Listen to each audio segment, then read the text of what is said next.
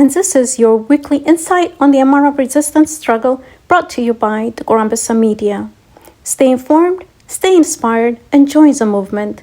Like, share, and subscribe. Discussions between Amara Fanno Popular Organization leader Eskinder Negas and global organizations. Eskinder Negas, the prominent leader of AFPO and a renowned freedom fighter, has engaged in discussion with four major international organizations. First, the European Union, EU. Second, IGAD, Intergovernmental Authority on Development. Third, the United States Department of State. Fourth, the African Union, AU. During a phone interview with journalist Brookie Bass of ETO 360, Eskinder Negas elaborated on the discussions and why AFPO was chosen as a representative. He explained that AFPO's structured organization of the Fanno forces, as well as its ability to mobilize a large and disciplined military base, has drawn the attention of these international institutions. They now recognize Fanno's significance not only for the Amara region, but also for Ethiopia's stability as a whole. Key discussion points. First, the Amara struggle and global advocacy.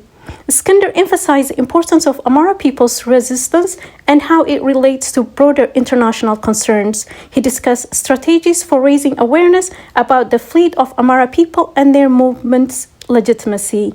Second, genocide and war crimes. The discussion also addressed the ongoing ethnic genocide and war crime committed against innocent Amara civilians. Eskinder urged international representatives to investigate mass graves and visit affected area to witness the atrocity firsthand. He shared documented evidence, including video footage, to expose these crimes to global community. Third, humanitarian crisis and recovery. Eskinder highlighted the severe humanitarian crisis caused by the conflict, including famine and the destruction of infrastructure such as schools and health centers. He appealed for international humanitarian aid and reconstruction efforts to support the affected Amara communities. This marks the first comprehensive dialogue between AFPO and major international organizations, signaling a crucial step in bringing the Amara struggle to the global stage. Stay tuned for more updates as this story develops. Fanno forces crush Birhanu Jullah's army in Washara. Forces of Birhanu Jullah, who had entered Washara for military operations, have been decisively defeated by Fanno forces. Fanno fighters launched a coordinated attack from four directions, inflicting heavy casualties and forcing the enemy to retreat. The invading troops, heavily armed and prepared for an assault, were met with a fierce counterattack by Fanno, leaving many of their soldiers dead or injured. The swift and strategic response dealt a significant blow to the enemy's morale and operations. Reports of atrocity by the enemy.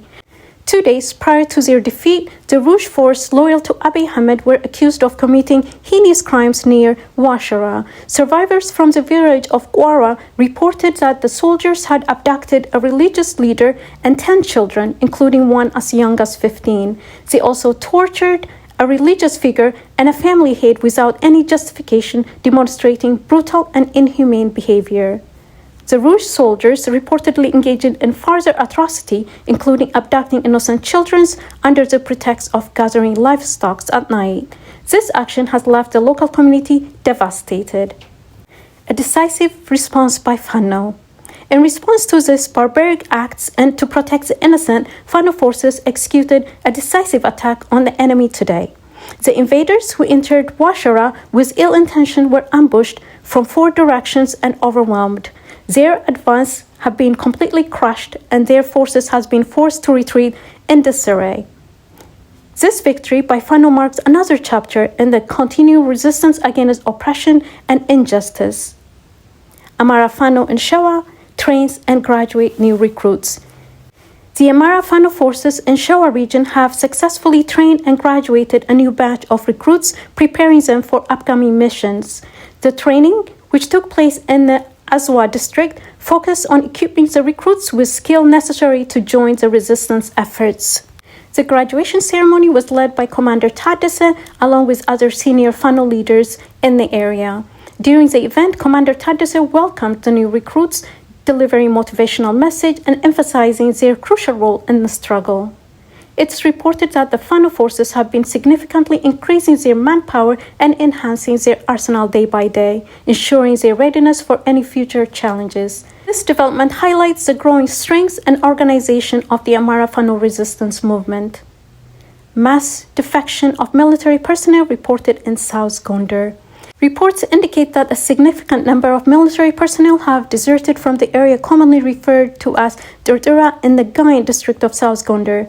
These soldiers, who were said to be part of the government forces, abandoned their post in chaos, leaving to join Fanno fighters in the region.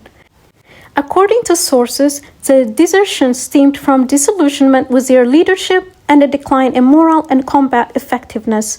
Witnesses confirmed that deserters were seen regrouping with Fanno forces in the area. The situation has reportedly left government forces in a state of disarray as desertions continue to undermine their operational stability. In one notable case, an officer with the rank second sergeant is said to have defected alongside his unit.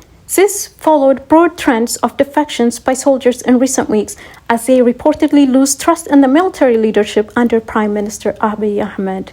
Local sources further report that the government's attempt to prevent desertions have largely failed, with military personnel abandoning their posts at various locations to ally themselves with the Fanno militia. The continued growth of Fanno forces is seen as a significant challenge to the government efforts in the region. This wave of defections highlights escalating tension and the growing strength of Fanno, which is increasingly attracting disillusioned soldiers from the National Defense Forces. Fanno forces launched successful offensive in Gondar, inflicting heavy losses on the enemy forces. Fanno forces reportedly carried out a successful offensive operation in an area known as Armajoa Janusuma in Gondar, resulting in significant losses to the enemy forces. According to reports, numerous enemy soldiers were killed or wounded during the operation. The targeted forces accused of perpetrating attacks on innocent civilians and farmers were ambushed by Fanno fighters while attempting to mobilize in the area. A significant number of the enemy's soldiers, including those from militia and Adma Batana, surrendered and are now under Fanno's custody. Some enemy troops voluntarily defected to join Fanno forces, while others were captured during intense battles.